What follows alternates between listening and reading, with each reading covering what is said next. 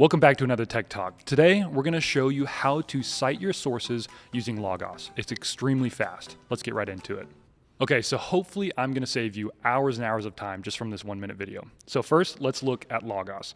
There's two things I want to show you with Logos. One, how to create your footnotes really quickly, and then two, how to get your bibliographical information just as quickly. So first, if you're looking here, we see 1 Peter of an Introduction to New Testament. So this is the D.A. Carson book, required reading for your NT 110 course, and you most likely have it on Logos. If you don't have it on Logos, I highly recommend that you start buying your books mostly on Logos instead of physical copy. It's a little bit's preference, but I'm going to show you why Logos books are better. So let's just say I really want to quote this first sentence in my paper, or even if I don't, if I'm just summarizing the content and I still want to put a footnote that says this is where I got the information, this is how you can do it very easily. So you're just going to copy the text here. You're going to go to your Word doc or whatever you're using to write your paper, and you're just going to paste it. And when you paste it, it's going to automatically give you the footnote of that resource. It's really cool. So you see even here, it's got the page number right there, page 636. And that's just, it's really nice to have. You always want to double check your footnote with DTS's formatting. So of course we use Turabian formatting, but DTS has some of its own requirements. So make sure that you're comparing them. Don't just paste it and then move on. But this does save you a ton of effort of having to go to the title page, the copyright page, and all that good stuff.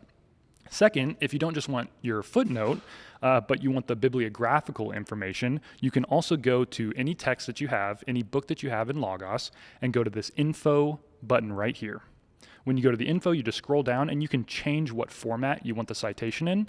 Right now, I'm already in Turabian. That's what I need. If you're a counseling student, you maybe need APA formatting. I know that's a different format that they use for their citations, but for most of us, probably going to be Turabian, like us THM students. And so you just go here and you hit copy, and then you go to your bibliography at the end of your paper, and you just paste it like that. Very easy, very simple. Again, you want to fact check yourself with DTS's Turabian formatting. They do a few things that are particular to DTS, but otherwise you've got all the information you need right here.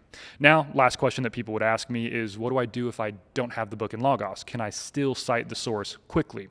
There's no way to do the footnote easily, but there is a way to get the bibliographical source very quickly from the library website that DTS provides.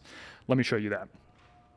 I've already looked up the book in the library website. If you want to know more about how to use the library website, we have other tech talks that can help you navigate the full website. But for this, I've already looked up the source that we need. It's an introduction to the New Testament, and you see this very simple Cite button right here. You click Cite, and then you can choose what type of citation style you want. Again, we're going to go to Turabian, and then we're going to copy that citation there.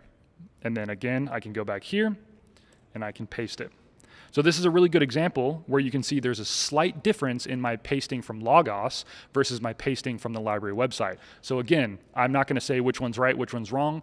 Consult the DTS Turabian formatting guide to double check. But this should save you hours and hours of time when you have 10, 15 resources that you have to be citing per research paper.